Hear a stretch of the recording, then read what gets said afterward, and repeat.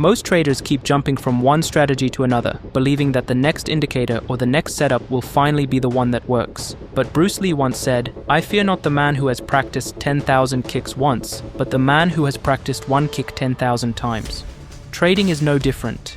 In this video, I'm going to show you one simple trading approach that you can repeat over and over again, instead of constantly switching strategies. Here's exactly what you'll learn in this video.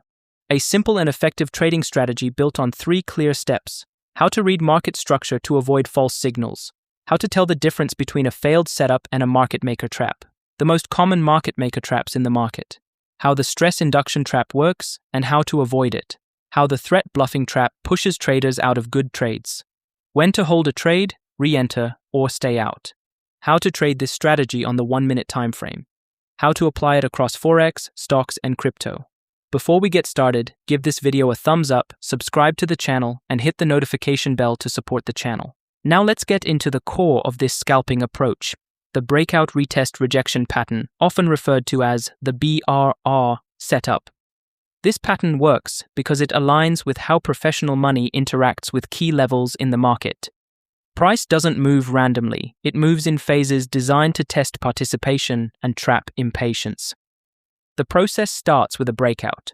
Price pushes through an important level with intent, often triggering stop losses and pulling in traders who act on the initial move. After that, the market comes back for a retest. Price revisits the same level to check whether it will act as new support or resistance. This phase is critical because it reveals whether the breakout has real strength behind it or not. The final step is the rejection. Here, price reacts sharply at the level, printing a clear signal, such as a strong candle, a long wick, or an engulfing move that confirms which side is in control. To execute this pattern correctly, 3 conditions must be present. First, strong momentum into the level. As price approaches the area, you want to see decisive movement. Large candles and fast price action show commitment from the market. Second, weak momentum during the retest. The pullback should be slow and hesitant. Smaller candles, reduced volatility, or choppy movement indicate uncertainty and a lack of pressure from the opposing side. Third, a clear rejection at the level. This is your confirmation. A sharp reaction tells you the market has made its decision and direction is now defined. When strong momentum, a weak retest, and a clear rejection come together, probability shifts in your favor. At that point, you can define your entry, stop loss, and target with structure and confidence.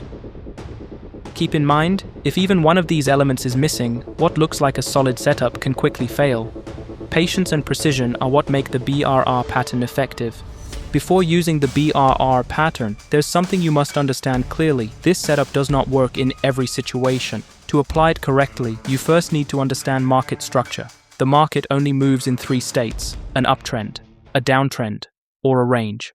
Identifying which phase the market is in is not optional. It's the difference between trading in alignment with smart money or trading directly against it.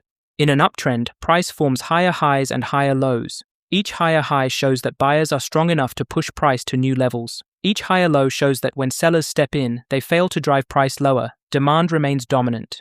Inside every uptrend, price moves in 2 distinct phases. The first is the impulsive move. This is the fast, aggressive leg where institutions actively push price in their direction. The second is the retracement. This move is slower and corrective.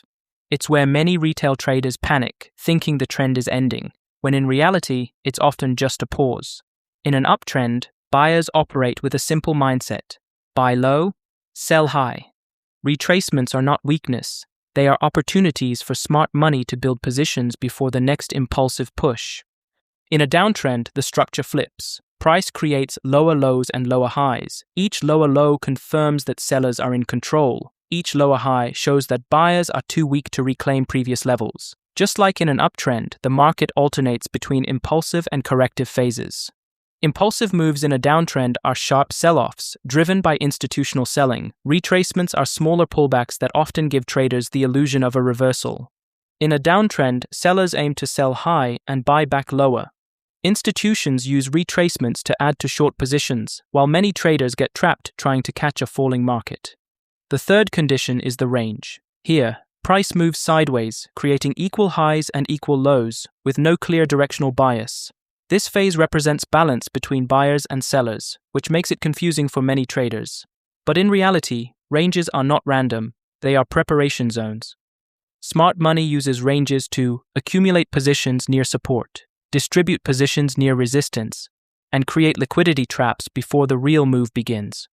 Ranges exist because both sides are waiting for confirmation. The longer price stays in balance, the more powerful the eventual breakout tends to be. Now let's move to the second building block of market structure, support and resistance. So what are support and resistance really? They are areas on the chart where price has reacted in the past, either by stalling, rejecting the level, or completely reversing direction. We mark these zones because the market remembers them. When price returns to the same area, it often pauses again, not by coincidence, but because orders and liquidity tend to concentrate there. It's important to understand that support and resistance are not precise lines. They are zones of interaction, where the balance of power between buyers and sellers becomes visible. When price reaches these areas, the market is forced to make a choice, and that choice is exactly what we're looking to read. We use market structure to answer 3 essential questions before taking any trade. First, is the market trending upward? If price is in an uptrend, our focus is only on bullish BRR setups. We trade in the direction of strength, not against it. Second, is the market trending downward? If price is in a downtrend, we look exclusively for bearish BRR setups, aligning our entries with selling pressure. Third, is the market moving sideways? When the market is in a range, we stay patient. We wait for a clear breakout from that range, and only then do we look for a BRR pattern to form. Key levels, such as support and resistance, tell us where these BRR setups are likely to appear. They help us identify the exact zones where the market makes decisions and where a trade can be executed with structure and clarity. Let's walk through a real example to see how this plays out in the live conditions. On the 1-minute Solana chart, price is clearly in a downtrend. We can see a sequence of lower highs and lower lows, which tells us sellers are in control. Every small bounce is short-lived and quickly followed by renewed selling pressure. At one point, price breaks below a short-term support level with strong momentum. The candles are large and bearish. Price moves cleanly through the level, and there's no hesitation. That move represents the breakout. A few minutes later, price starts to move back toward that same level. This pullback is slow and controlled. Smaller candles, reduced momentum. That's the retest, and it signals hesitation rather than strength. When price reaches the zone, a sharp rejection candle forms. Sellers step back in aggressively, defending the level and pushing price lower. That reaction gives us the confirmation we're looking for. Before executing the trade, we zoom out to the 15-minute time frame. Here, the structure is still clearly bearish, with consistent lower highs and lower lows. Even though price may be pausing temporarily, the higher time frame trend remains intact, supporting the bearish idea on the 1-minute chart. With that confirmation, we return to the 1-minute time frame to execute the trade. The entry is placed below the close of the rejection candle. The stop loss goes just above the zone, protecting us if the level fails. The target is set at the next major support area below. Clean execution, clear structure, no guessing. And as you can see, price moves smoothly in our direction and reaches the target. Always remember this principle. The higher time frame defines direction, and the lower time frame provides precision. When you combine both, the BRR pattern shifts from a basic setup into a high probability trade. Now let's look at another example, this time on the British pound, Japanese yen. On the 1-minute chart, everything appears ideal at first glance. Price breaks below a support level with strong momentum. We get a clean pullback, a slow and controlled retest, and then a sharp rejection candle. On its own, this looks like a perfect bearish BRR setup. All the technical boxes are checked, but there's one critical step we haven't taken yet. Before entering the trade, we zoom out to the 15-minute time frame, and that's where the issue becomes clear. The higher time frame structure isn't cleanly bearish. In fact, if you look closely, you can spot a demand zone just below price, and another one slightly underneath it, and this changes everything. When price taps into that demand zone, it reacts strongly to the upside. This tells us buyers are active, and price is more likely to continue higher toward the next resistance area. In other words, this short trade on the 1-minute chart is fighting the higher time frame context.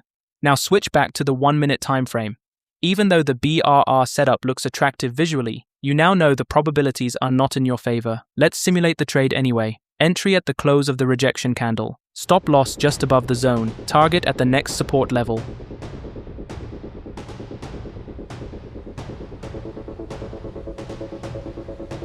And as you can see, price moves directly against the position, not because the BRR pattern doesn't work, but because it was taken against the higher time frame flow. Here's the rule to remember. A lower time frame BRR setup that goes against the higher time frame structure is like swimming against a strong current. You might move briefly, but sooner or later, the market pulls you back. Your goal as a trader is not to predict, it's to align.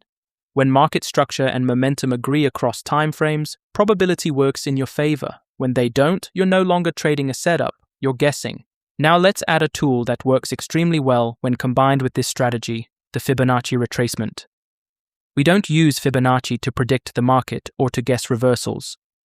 We use it as a framework to measure pullbacks and identify areas where price is likely to react. For this strategy, we focus on just two key retracement levels, the 50% level and the 61.8% level. These zones are important because they often act as reloading areas for institutional traders. In an uptrend, smart money frequently uses these pullbacks to accumulate long positions. In a downtrend, the same levels are used to add to short positions. When a BRR setup forms near one of these Fibonacci levels, especially the 50% or 61.8% retracement, it adds an extra layer of confirmation and increases the quality of the trade. The goal isn't complexity, it's confluence. Now let's bring everything together with a complete real market example. This chart shows US dollar, Swiss franc on the 1-minute time frame. Right away, the structure is clear. The market is in an uptrend and buyers are firmly in control. Price makes a strong impulsive move upward and breaks above a key resistance level. The candles are large and decisive, which tells us momentum is strong and participation is real. After the breakout, price begins to pull back. This retracement is slow and controlled, smaller candles, reduced momentum, as price returns to test the same level it just broke. This gives us the classic BRR sequence: breakout, retest, rejection. As price revisits the level, a clean rejection candle forms.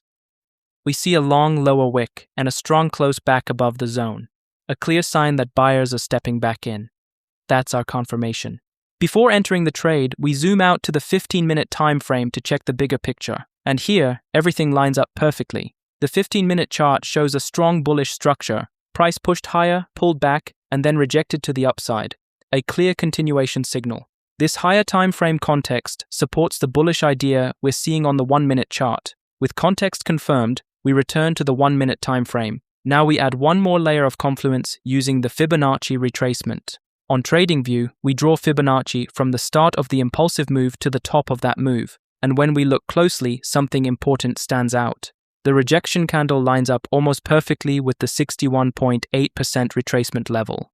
This tells us the pullback wasn't random. It occurred at a zone where institutional traders often step in to re-enter the trend. At this point, the setup has clear market structure, strong momentum, higher time frame alignment, and Fibonacci confluence. That's 4 layers of confirmation working together. Here's how the trade is executed. Entry, just above the rejection candle. Stop loss, a few pips below the retest zone. Target, the next resistance level or prior swing high. And now watch what happens next.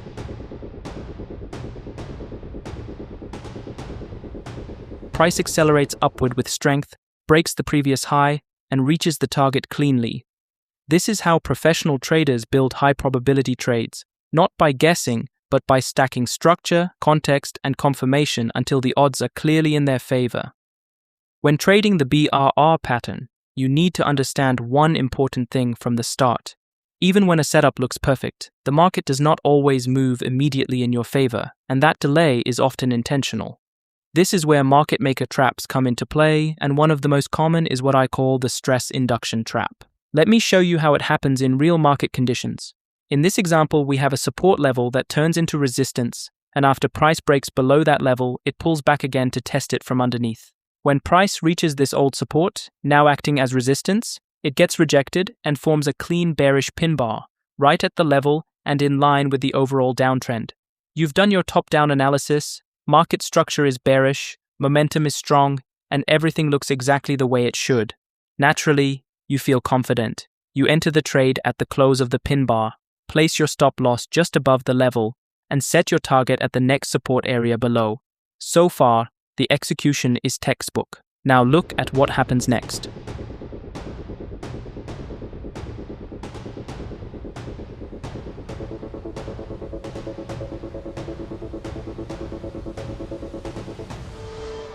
price suddenly moves upward, pushes slightly above the level, and hits your stop loss, only to reverse shortly after and move strongly in the original direction you anticipated. At this moment, most traders feel disappointed, assume the setup failed, and walk away from the chart with a loss. And that's exactly the reaction the market is designed to provoke.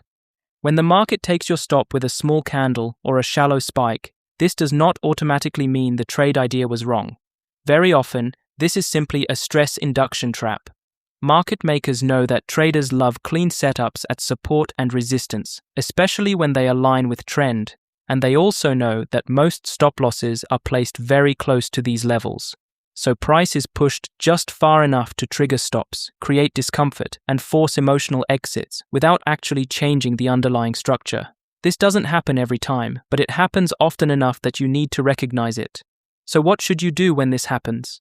If your stop is hit quickly and you receive a notification, don't react emotionally. Go back to the chart and look at the context. Ask yourself whether structure was truly broken or whether price simply performed a stop-loss sweep. If the move against you was brief, shallow, and structure remains intact, you're likely dealing with stress induction, not a failed setup. In that case, you can re-enter the trade. You enter again at the close of the stop hunt candle, place your stop loss above the sweep, and prepare for the real move to begin. To define your target, you simply measure the previous impulsive move, then project that same distance from the close of the stop hunt candle, giving you a clear and objective target.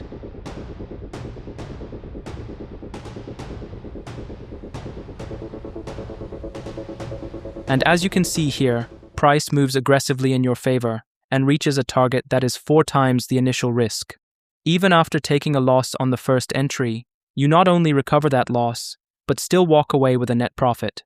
The stress induction trap exists to test your patience and emotional control, not your strategy. Once you understand it, you stop blaming good setups, stop exiting too early, and start trading with calm logic instead of fear. Because the market doesn't only test levels, it tests traders. The second market maker trap designed to push traders out of good positions is what we call threat bluffing. This trap appears when everything looks perfect, but the market briefly acts as if your trade is about to fail, not to reverse, but to scare you out. You spot a clean BRR pattern. The market is clearly trending down, sellers are in control, price breaks below a support level, pulls back to test it again, and gets rejected with a strong candlestick pattern. The setup is valid. The context is correct. Your analysis makes sense. You enter the trade. At first, price moves in your favor for 1 or 2 candles, just enough to make you feel comfortable. Then suddenly, the market starts moving back toward your stop loss. The closer price gets to your stop, the more uncomfortable you feel. Doubt starts to creep in, your confidence fades, fear takes over. To avoid taking a loss, you decide to exit the trade early. And then, almost immediately after you exit, the market reverses and moves strongly in your original direction. That's the threat bluffing trap. Now let me show you how this looks on a real chart. This is the 1-minute Euro-US dollar chart. As you can see, the market is in a clear downtrend, with sellers firmly in control. Price breaks below a support level, pulls back, and that old support now acts as resistance. At the retest, the market prints a strong bearish engulfing candle, confirming rejection at the level. You feel confident. You place your entry, define your stop loss, and set your target. Then something subtle but dangerous happens. Price forms a pin bar, then another one. As price slowly pushes closer and closer to your stop loss, tension builds. You start thinking, maybe I was wrong. Maybe this trade won't work. It's better to exit now and protect my account. So you close the trade at break-even or a small loss. And right after that, price drops sharply and runs straight to the target. Why does this happen? Because market makers understand trader psychology extremely well. They know most stop losses are placed just above resistance levels, especially in trending markets. So instead of reversing the market, they simulate danger. They push price just far enough to trigger fear, hesitation, and early exits, without breaking structure. The goal is not to invalidate the setup. The goal is to remove weak hands. And once traders are out, the market is free to move. If you are not aware of this trap, it will happen to you again and again. You'll keep exiting good trades early, not because your analysis was wrong, but because your emotions were tested.